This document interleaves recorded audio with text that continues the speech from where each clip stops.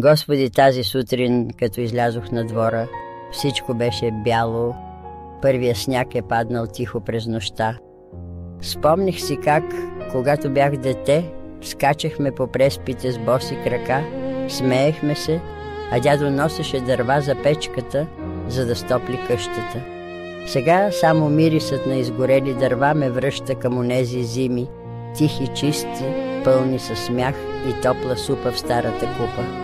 Гледам през прозореца, дърветата са натежали от снега, а в селото е тишина, само моето сърце топти, шепнейки за миналото.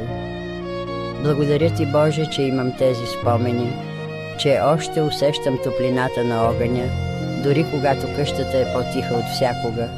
Дай ми сили да се радвам на малките чудеса и да вярвам, че добрите дни предстоят, както и новият сняг покрива земята с надежда.